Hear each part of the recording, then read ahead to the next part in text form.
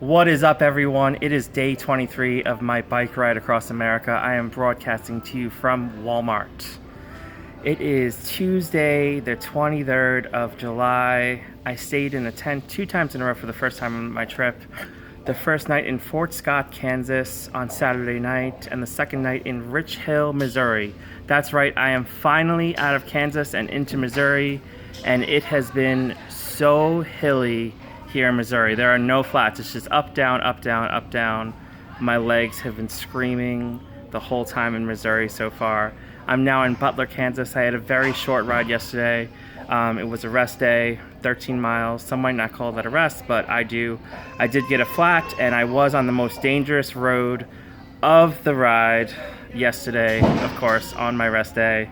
One thing I wanted to say is during my trip across America on my bike, people, clerks and hotels have tried to overcharge me several times, and it's just kind of annoying, and it just doesn't bode well for a trip like this. Like I'll give a motel $60 for a charge of $45 and get back $5 and wonder where my 10 is. Or in a convenience store or Subway, I'll get overcharged $5 or $6. And it's happened several times, so I don't think it's a coincidence. I think they just sometimes take advantage of travelers. So when you're traveling in America, in Europe, in Asia, or wherever, just always make sure that you're being charged the right amount of money. Obviously, that's a lot easier in your home country. I just feel like people try to take advantage of travelers sometimes, because this would never happen in Alamosa, and it certainly almost would never happen in New York. Just because I feel like New Yorkers probably do try to overcharge travelers, but I feel like they don't try to overcharge fellow New Yorkers. That's all I'll say about that stuff.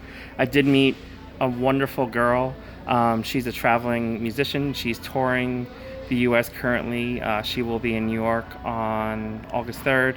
I won't be there in time to see her play, but we met in Wichita on the night where I wasn't actually supposed to stay in Wichita. We were at the same hotel, and we met as she was going out to her show. Beautiful, obviously successful, and yeah, it was one of those things where we saw each other and like, click. So if that continues, you'll learn more about her. And luckily enough for me, she does live in Colorado, but she lives in Denver, so that is still 4 hours away from me. So I'm not sure. Maybe I'll just have to get her to move to Alamosa. But I am very excited today. Like I said, I'm in Butler, Missouri, so I'm about 40 miles from the Katy Trail. And this trail has been the only thing that's been keeping me on my bike, just the thought of this trail. It is a tree-covered rail trail that goes for 230 miles in the exact direction I'm traveling. It goes northeast through Missouri and ends up somewhere around St. Louis, I believe. It begins in Clinton, Missouri. So yeah, I'm very excited. I did hear that parts of the trail may be closed due to flooding earlier in the summer, but hopefully I'm able to circumvent those areas easily and then get back on trail. But that's what's going on with me. I stayed in at the Days Inn last night. Hopefully I got enough rest. Hopefully I got enough fluids, because I was feeling pretty burnt out just from the heat and the hills and everything like that. And I've had serious thoughts of quitting just because of all the obstacles I've had to overcome, including all the nonsense that happened last week. So hopefully this trail revives my want and my need and my intention to do this ride. One thing I will say is I need a new saddle. So if anyone out there wants to send me a couple, that's awesome. I haven't been able to figure out what I'm going to get, and I haven't been able to try any out because there's been no bike stores to speak of. The Walmart bike section definitely does not qualify, but I will record from here because I think it's kind of cool. So I hope you guys are enjoying the videos.